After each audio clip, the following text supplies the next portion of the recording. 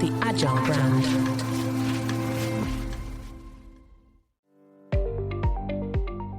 Welcome to the B2B Agility Podcast, where we look at the factors that drive success in B2B marketing, with a focus on the people, processes, data, and platforms that make B2B brands stand out and thrive in a competitive marketplace.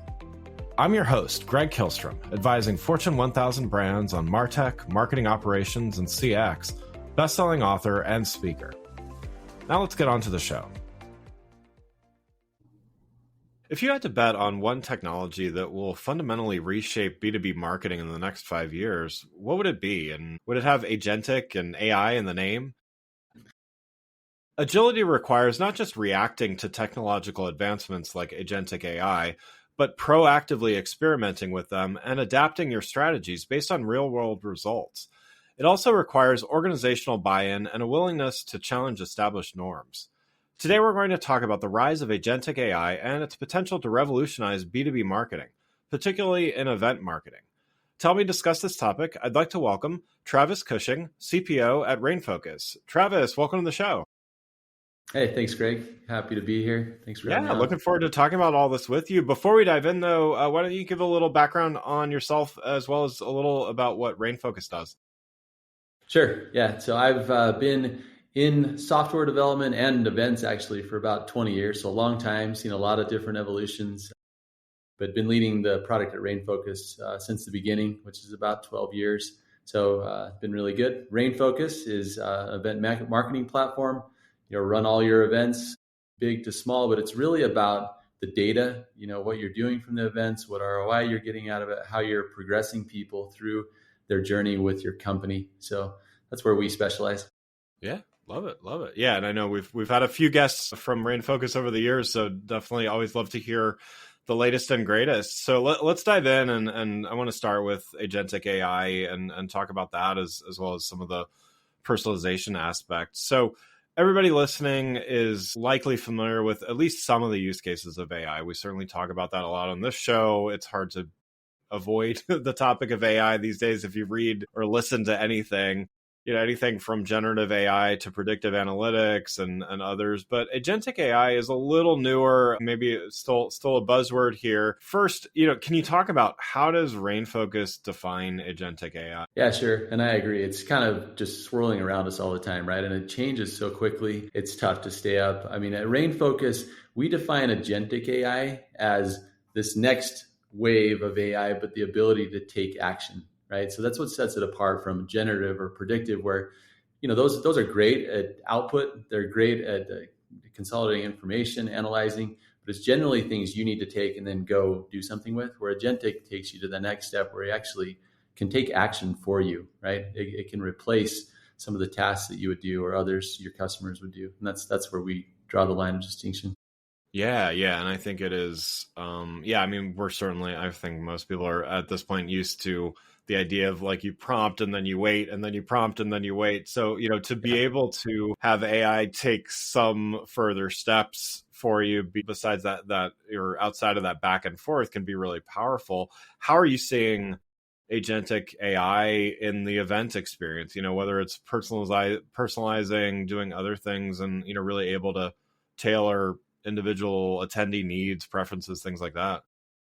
Yeah, I think there's a lot of application in the event space, but specifically on the attendee side, when you think about personalization, even over the last 15 years, you have machine learning and you have recommendations, and then, that's progressed and gotten better, but it really just kind of leads a person to water. It's like, hey, here's some things we think you should do. Here's some suggestions we have for you, right? And agentic really takes you to this whole new world where you can create an entirely holistic experience for somebody that's not only personal, but can become more personalized as they interact, right? So with recommendations, it's really just responding to behaviors or maybe, some demographics. It didn't have the ability for you to interact specifically with it, take action for you, and then build on that, right? And agentic really changes your ability to get down to the individual and take them to a much deeper level of personalization than we've ever been able to do. Yeah. And so then on the back end of that, how can it work and help still support those attendees, but from the organizational standpoint, like what can agentic AI enable from customer support or things like that for kind of behind the scenes? Yeah, that's a great question, because for us it's interesting because we don't offer customer support per se, right? But we feel like the solutions we're putting out there can play a big role here, because if you think about like going to a grocery store, you're out of town, you go into a grocery store and kind of how things are laid out, but you got to go find things, and you go and ask an employee or you look at the signs or whatever. That's kind of the world we sometimes throw an attendee into. And so they end up in the support box and they're asking questions and whatever. Agentic AI is all about a concierge experience, almost white glove at a personal level, right? So you think of that grocery store. If I walk in and I have a concierge who's just going to walk me around the store, take me directly to the things, it just automatically eliminates a huge amount of questions, problems, things that would end up in the support box. So we kind of view it as let's solve the problem before it even becomes a problem, right? And by doing that, there's a huge percentage of the support questions that just don't even end up there, even though that's not really the core problem we're trying to solve, but it just naturally goes there. Yeah. And so then let's talk a little more specifically about RainFocus and your core focuses. How is agentic AI playing a role now, and how do you kind of see that moving in the months to come?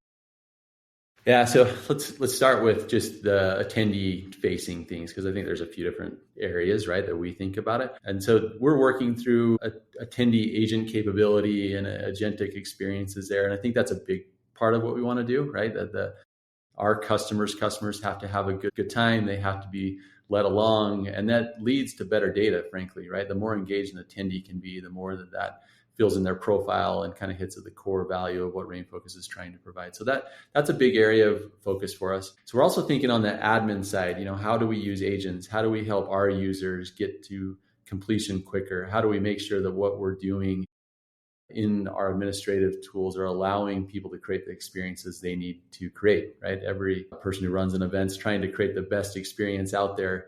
And the whole agent model allows you to step into a world that can be very complex and very snowflakey, and bring that down into really getting at the heart of what you're trying to accomplish. And so that's an area for us as well. And then the last one is, and we maybe talk more about this, but how does agent work and multi-agent capability, interoperability, how is that going to work in the future? I think that's big for RainFocus. I think we're more the front end of that, but just what are the things we're doing to collect data, to understand attendees, and how does that extend into the other systems that are being used inside these organizations? How can agents talk to agents to really complete a picture that's been near impossible to understand in the past? Yeah. Well, and I definitely want to get to more of the future things, but first I want to talk a little bit more about what you just touched on, which is the data side of this too, because that's another thing. I mean, any marketer, there's customers moving between channels and all of that, but events have some unique characteristics to them and some unique challenges in data and tracking and all of that. So, beyond simply gathering the data, how can agentic AI help marketers analyze and interpret event data, knowing that, again, it has some unique challenges with it? Yeah, exactly. I mean, I think this is one of the things we get most excited about is that, AI and the ability to consume and process like large amount of data and make it understandable, right? And I think that holds true with event marketers, whether you're thinking about what's going on inside this individual event. How am I understanding the data to improve the event, to improve the experience, to improve my program, like all those things. I think we have tools that we've come out with and that we're improving around agentic capability on just running reports, surfacing insights, leading you down the path to find the right things that are hidden in that data, right? I think there's also the capability within this agentic world where I can understand more the impact of this person's interest and how does that turn into intent, and how does that show me how the people that are coming to my events are progressing, outside of that event, inside of my organization, right? So all those things are areas that we are doing and working on pretty heavily, and see some exciting things there around the data. Yeah. And I know you mentioned a few examples there, but for those marketers that they may be used to kind of their go-to tool set or whatever of metrics and how they measure things, like what should they be thinking about, knowing that agentic may unlock some things that just maybe weren't possible or just weren't accessible before? Like what kind of things should they be thinking about measuring? Yeah, I think probably the big thing, and there's some principle-based things here, even though the technology is changing, right? And I think for as long as RainFocus has been in business and we've been focusing on the data, we always just talk with customers to understand and articulate what are the outcomes that you're going for with your event, right? What's your business hoping for? Why are they investing and spending money on these events? Like, let's start at the basic questions, of why things are happening, right? I don't think that changes. And I think you can get into this fallacy sometimes, like, oh, sweet, this new technology is going to not only give me the right answers, it's going to tell me the right question to ask. And Right. I think that those models and those tools have a harder time with that, right? So you still need to hold true to some of these basic principles of just like, why am I running this event? What am I hoping to get out of it? And articulate your questions. But the answers can come easier. That's just a reality. And I think for some marketers, they've been burned a little bit. Like, they've done the work to ask the question and they do the work to work in the data, and then it's just overwhelming and I don't quite get there, and I spend a lot of time. And I think, maybe forget a little bit of the past, hold true to some of those principles of how you get to the right answers, and know that, this new technology is going to help you get there a lot quicker and a lot more efficiently than maybe anything in the past could have. Yeah, I mean, I love that, because I do think I've seen what you just said, which is we might have great ideas in the beginning, but then, we get these dashboards thrown in front of us, or we just kind of bang our head against the wall and just aren't able to get the things that we want. And so we start becoming biased of, okay, well, if it's in front of me, it must be important, right? Versus, to me, some of the unlocks here with being able to tie data better together and to be able to do some things that, again, were either not feasible or just way too complicated, now lets us really do what you're saying, which is, let's start with the basic. We should have done that anyway, but let's start at the basics and really ask the fundamental questions, and then use agentic AI, whatever the technology is, to help us solve that. I think that's an amazing opportunity to kind of take that step back, right? Yep. Yeah, exactly. And it's, I think, way more than not, there's a little bit of a wall there to just get over, to be like, okay, yeah, I'm on board that this can do something different than what I've done in the past, but yeah, it's an awesome opportunity. So going to, some of the things looking down the pipe. I mean, certainly there's a lot of exciting things today to be able to do, but as you see marketers and event marketers adopting AI, what are some of the challenges, or what are some of the questions that they should be asking before they start down that path, that, so to turn a challenge into an opportunity and things like that? Yeah. And I think, if we just pick up a thread from our last topic there, it's, you have to be able to let go of how you've thought about things in the past, even from a solution standpoint, right? I think that's one of the biggest challenges we're all facing. I face it with my team in building the software. It's like, oh yeah, that's really cool, that new agentic thing, but I have this design, I have this plan, I've been talking to customers about this, I'm going to move forward, even though there might be a totally different way to solve that problem. I think that's probably the number one challenge I see out there, is just rewiring a little bit to the possibilities. I've been really surprised at some of the solutions I've seen come out, not just by us, but by others, the things that we're able to do with agentic and AI technology. And I think just being open to that. And, you sometimes have to take a step back to take a step forward, because initially it can be a little slow. Like, okay, I'm interacting with this thing. It looks like it could be, but there's some work here and you got to get over that hump. But I think these technologies can take us a lot further than what technologies could in the past. And that's just a challenge that, marketers need to get over. I think one example to think about is, you see this trend of moving from campaigns to customer journey based thinking, right? And I think that was really hard in the past, because the whole journey spanned, 4 systems and different interaction points, and tying that together was tough. I mean, there were a lot of attempts, but it was a hard thing, especially in these enterprise companies. Like, the systems are deep, the data is rich, like, it's hard. AI and agents operating in these different systems, like, you can see it start to come together, that, like, I can be customer journey based. I can think about all these touch points lighting up and understand where this person's been and the action they should take next. And that's just one example where, like, I'm sure people have attempted that. They've probably gotten close, but AI and agentic AI specifically is really going to unlock that capability of understanding that customer through the whole journey, progressing them. So that's an exciting thing, but it's a challenge to get over the mental block that, like, can that actually be done, right? Yeah, and also to what we were saying earlier, which is we get used to something and you do kind of have to take a step back and rethink. And as amazing as what was built prior may be, AI in this case, it could be, 5 years from now, it might be something else. But like right now, AI and agentic, like it does require a different way of thinking about the same things in some, not in all cases maybe, but like in many cases. But once it kind of clicks, like I've found, some people take to things quicker than others or just think in different ways or whatever. But, once it clicks, then all of a sudden they have a million ideas and they so I do think it takes a little bit of, some people may just gravitate towards playing with the new shiny toys, and other people are a little more comfortable with the way things were. And, it takes all kinds, right? But yeah, it's interesting days. But I think it does take, some of those early adopters to kind of mentor and coach some of the others and bring everybody up to speed.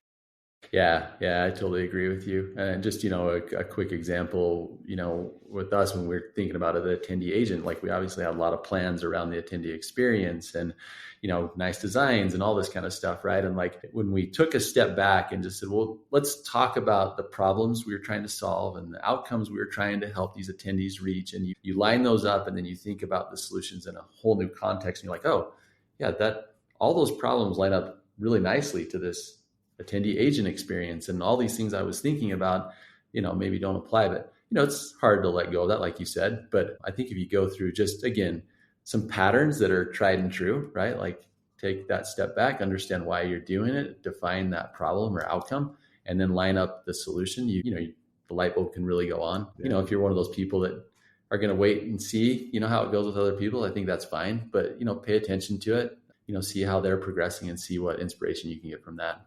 Can really help. Yeah. Well, and also I've found even taking the word or the phrase, whatever, AI out of the question and asking the question that you asked, which is, what's going to make the customer happier? Like, yeah, I know, totally. and probably AI is going to be involved in it to some degree, maybe to a huge degree, but taking that thing out of the equation in the question sometimes lets people think a little more freely and think about actual problems and things, so that you can get to a solution. And again, if AI and agentic and all that is part of the solution, then great. It probably is, but it frees people up from like thinking about, oh, well, I use Chat GPT for this thing. Like, no, that's not what we're really talking about. We're talking about something else. Yeah. And that's a really good point that I think we should call out here, as people, because I for my teams, for myself, and for everyone who's listening here, I do think it's important to be like, it doesn't have to be AI. I think with any new technology, you just want to broaden your horizons a little bit and make sure you're paying attention to possibilities. But it's totally possible that you rethink that a bit and the solution you already had in mind is right, or a solution that's not necessarily AI driven could be the right thing for that customer. I think that's a great point, Greg. As you think through this stuff, right? Don't swing too hard one way or the other. Right. It's got to be real. It's got to really solve the problem. And again, I know the power of the technology. Definitely, it's I think it can solve so much. And maybe again along those lines, what is, as you're thinking about the future, what's your vision for event marketing in this age of agentic AI? I mean, agentic is not going anywhere. Like it's already proved its usefulness and just how much it can do. What are some of the exciting possibilities that you see here? Yeah. I think the big thing for me just is this theme of accelerating people, right? You're accelerating the experience people can have. They can get more out of the event. You're accelerating our understanding of the behaviors and things that are going on in the event.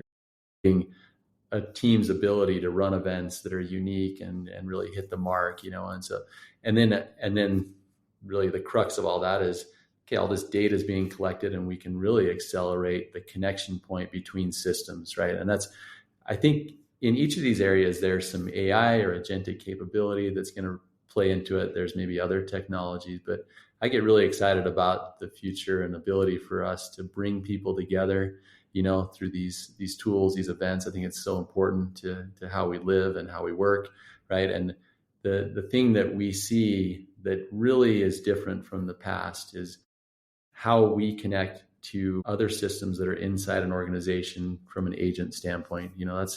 I don't think that's going away. I think it actually is a technology that finally allows you to solve that problem in a holistic way, to understand that customer fully. We play a part in that, but it's a bigger picture. And the better we can be at, my agent does this thing and it connects to this one, and you have this multi-agent, you hear this term multi-agent, right? And interoperability. I think that's where things are going, and it's moving from experimentation into results. I think the next year and a half, we'll see how it goes. But that's where we get excited. It's the problem we set out to solve when we started. And it's exciting to see technology come along that really can make that possible. It solves some significant things for our customers. It helps people who are going to attendees, have a better experience and really enjoy and get what they're hoping for out of these events. Yeah, I agree. Definitely exciting stuff. Yeah. Well, Travis, thank you so much for joining today. Really appreciate your insights. One last question for you. I like to ask everybody, what do you do to stay agile in your role, and how do you find a way to do it consistently? Okay. Yeah, good question. And, before I answer, just want to say thanks for having me on. It's great talking to you today. Yeah, of course. I really enjoyed it. What do I do? I'm a creature of habit, Greg. So I'm like a morning routine person. My productive time is early, before, around when the sun comes up, when it's summertime. And I like to have some thinking time. I like to get outdoors. And so I have a regular schedule of, listening, reading, and then thinking about those things that really help me stay agile, stay on top of things, stay open to new ideas and what other people are doing. And for me, that works well. I have to dedicate some time when it's quiet, when there's not a million things going on during the day, or when I've worn down a little bit. So that's what works for me. Start early, do that first, and then let other things fall around it. And that's really helped. Yeah, love it. Well, again, I'd like to thank Travis Cushing, Chief Product Officer at RainFocus, for joining the show. You can learn more about Travis and RainFocus by following the links in the show notes. Thanks again for listening to the B2B Agility Podcast. If you enjoyed the show, please take a minute to subscribe and leave us a rating so that others can find the show more easily. You can access more episodes of the show at www.b2bagility.com. That's B2bagility.com. While you're there, check out my series of best-selling Agile brand guides covering a wide variety of marketing technology topics, or you can search for Greg Kihlstrom on Amazon. Until next time, stay focused and stay agile. The Agile brand.